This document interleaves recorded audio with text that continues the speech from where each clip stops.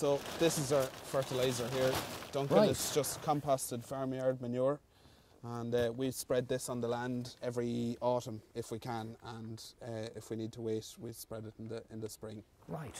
So this is what organic farming is all about. It's we compost our farmyard manure and we spread this on the fields. The earthworms absolutely love this, and it's about soil biology, organic matter, and looking after your soil.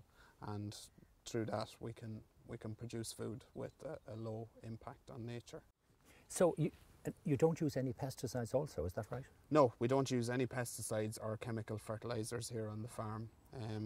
It's all about working with nature to produce food.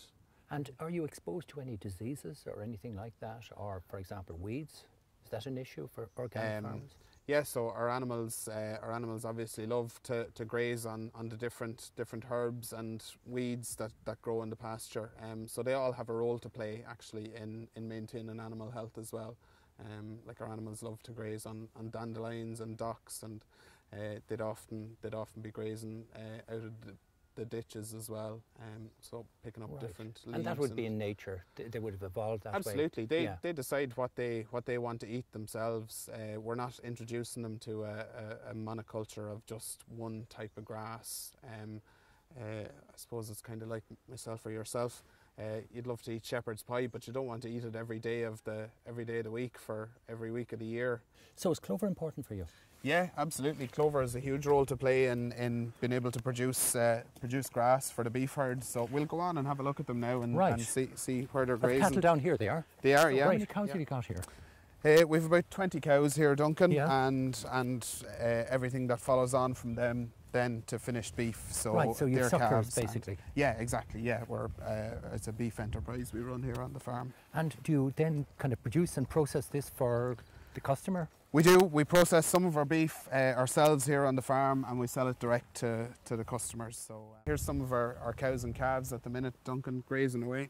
They look really happy, don't they? And is that the sort of density that you typically would graze them at? Yeah, I suppose in an organic system you wouldn't be able to graze quite as intensively as you would in a conventional farm, because we don't have the chemical fertilizers to rely on to bring nutrients into the farm. But typically, I suppose maybe about 20%. Maybe 30% below conventional stocking rate. Will you make that up in the market when you go to sell your beef? Generally, yeah, organic does attract a price premium, and that's partly to compensate for the increased costs of production and the slightly lower production as well. So you're not losing out by it? No, because we don't have to buy in any fertilizers either, so that's always a help. Where are most of your cows? The main herd is just on down the road here, Duncan. Sure, we'll wander down and have a look at them now. So I don't see many weeds here or anything like that? You don't see problems at all? The grass looks in good condition? Yeah, no, it's all fine. There are some thistles, nettles, docks growing around the place, but we generally tend not to worry about them. As I was saying earlier, you know, they all play a role in the pasture and what the animals eat.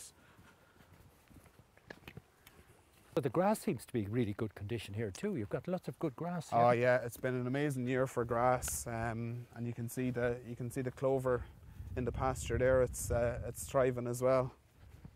And that's all fixing the nitrogen in the soil, isn't it? Exactly. Yeah, that's the main source of nitrogen on an organic farm is from your clover. How many cows have you got here, Gavin? We've 20 cows here, Duncan, and those cows there, 20 calves from this year are with them still, and then we've the previous year's cattle as well. So you've 60 altogether if you take cattle? Yeah, exactly. Yeah, that's it. And I see you have a bull.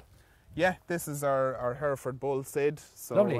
He's a real gentle giant. Looks very placid, doesn't he? Oh, he is. He's a great placid. temperament. Yeah, absolutely. He's lovely. And they all look terribly happy.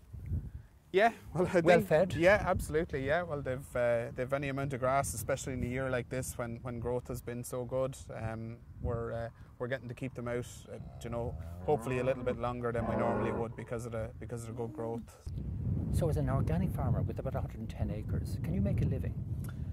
Yeah, we can. Like all types of farming, whether it's organic or conventional, it's at the moment it's difficult to make a living. But certainly, the organic option for us, it just provided us with that bit more income, where I could justify I could justify working full time on the farm. So what percentage of farmers in Ireland are organic? We have about 1.2, 1.3% at the moment. So the government actually has a target for 5% of farmers to farm organically, and certainly the new cap will encourage greater numbers into organic farming. So hopefully over the coming 5 years we will see much bigger numbers entering organic. So is it difficult to compete with the big farmers in, say, Meath, you know, the big beef farmers? Yeah, well, I suppose that's part of what farming organically is about. We produce maybe in a slightly lower volume, but to a higher value. We're producing a higher value product, and that's, I suppose, how we can compete with some of the bigger farmers. Farmers, be they conventional farmers mostly, they can't afford to produce beef for the price they're receiving for it. So what's the future for them? It's fairly uncertain at the minute, I'd say. You know, maybe things like the organic option could suit some of those farmers who are really struggling with conventional prices at the minute. And they're pumping an awful lot of fertilizers and pesticides onto the land, and they're still not making a living. Is that right? Yeah, well, it's definitely it's more resource intensive, you know, in terms of fossil fuels or fertilizers. Conventional farming can be more resource intensive, and so I suppose in organic, while you know it's not necessarily an easy option, but maybe it reduces the amount of inputs that you need to farm, and so from that point of view, I suppose it's a good thing. And I suppose there's less damage to water and to biodiversity also. Absolutely, yeah. Well, ultimately, like, you know, nitrogen fertilizer is produced from fossil fuels. Phosphate and potash are mined, and you know we don't have limitless supplies of any of those three things. You know, so like we really have to look at kind of agroecology or organic farming techniques to move forward in terms of sustainable farming. So when you look at GMO crops, genetically modified crops, how do you feel about that? To be honest, Duncan, I think they're actually an unnecessary and probably a dangerous distraction from some of the real serious issues that we're facing in terms of biodiversity loss and climate change. You know, I mean, these crops are somehow offered as a kind of a panacea to, you know, to a lot of the issues that we're facing in the world in terms of food scarcity, when in reality they're just really tinkering around the edges of these problems, and they're just a distraction, really. And what do you think is going on? Is it big companies making money, or what's your biggest concern? Yeah, well, I mean that's what's going on. There's an industry behind it. There's the potential to through the control of seed markets, patents on plants and biology, intellectual property rights. Some of these companies stand to make huge profits from these GM crops, and I suppose in reality they're extracting these profits from farmers and from consumers. You know, on the other hand, for organic farming, like we don't have any ad campaigns for Clover. There's nobody to lobby for crop rotations. You know, so there's a huge industry behind GM, and that's why people are bombarded with it at the minute, you know. So what's the difference now between your cattle here, the beef from your cattle, and that's what's produced from conventional beef? Well, I suppose our own cattle been organic. They're obviously on a 100% organic diet, so that's mostly grass, but we would feed a little bit of grain during the winter, and obviously that grain, it doesn't come from it's not GM. It comes from an organic source as well. Also, our animals haven't been dosed with any any kind of fungicides or any, you know, they haven't got any medicines. We manage them in such a way that they're on a clean grazing rotation. We don't need to dose them, and so you know, it's just the whole process is natural from start to finish. Even antibiotics, they wouldn't get antibiotics now? No, they wouldn't. No, if an animal gets sick, of course we treat it, you know, with whatever it needs to make that animal better. But as I was saying, we manage our stock in such a way that, touch wood, they don't get sick. If you take conventional beef farmers, a lot of them have to depend on feedstock in the winter. And some of that feedstock is soya and maize, and some of it is imported. And possibly some of that is probably has genetically modified grain in it. Yeah. How do you feel about that? Yeah, I wouldn't feed it to my own animals. You know, I think most of these crops are totally unproven in terms of their safety, and regulation is pretty lax. Yeah, I mean, obviously we're organic here, so we can't feed GM, but there's no way I wouldn't feed GM crops to my If you own. potatoes, there is a risk of blight again in Ireland, and you know, are there issues now concerning the amount of spraying that's taking place with copper sulfide on potatoes? Is that an issue? Absolutely, yeah. It's not a good thing to be using massive amounts of sprays on potatoes, but you know, the whole thing that we need a GM potato to cut out on this fungicide use is a bit of a nonsense. I mean, there are varieties of potatoes out there that are blight resistant, you know, without being GM, and you know, it's just a matter of if half the money that goes into GM research went into researching for natural blight resistance in potatoes, this wouldn't be an issue, you know. So I mean, there are varieties there already. Why can't we use them? And do you think pesticide resistances, you know, are coming? In other words, resistances to pesticides, fungicides, insecticides, herbicides? Absolutely, yeah.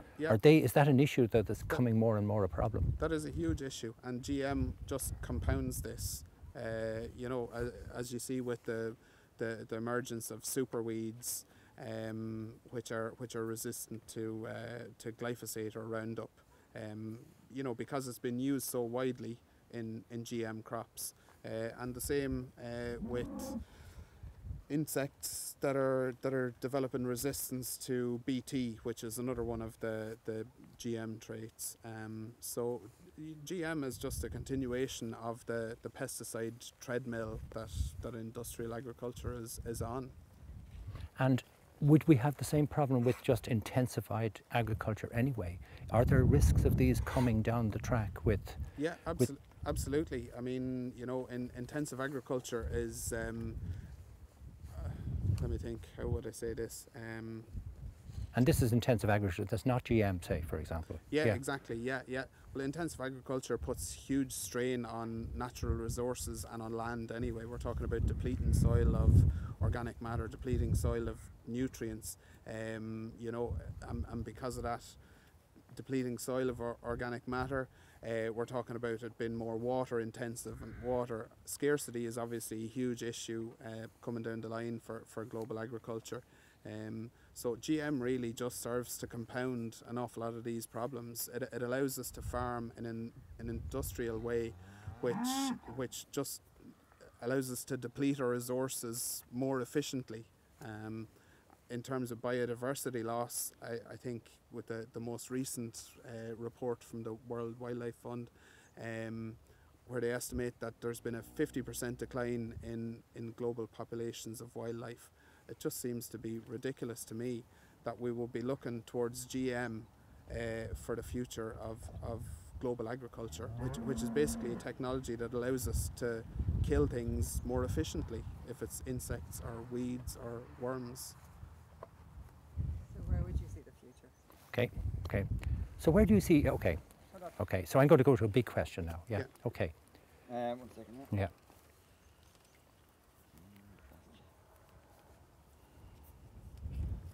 And in No time.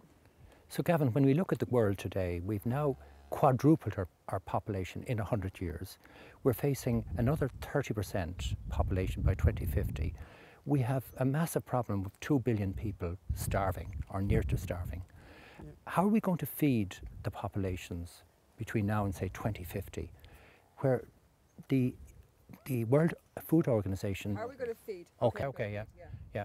So how are we... 1 second now. Okay. Good to go. So globally, how are we going to feed 9.5 billion people by 2050 organically? Well, the fact of the matter is that we already produce enough food to feed over 11 billion people in the world. The problem is actually is down to food distribution and people having access to food. I certainly think that GM and industrial agriculture are only going to serve to compound those problems rather than to alleviate them. Yeah, the companies that are involved in making and promoting GM crops, they're not doing it for charity. They're doing it to make as much profit as they possibly can.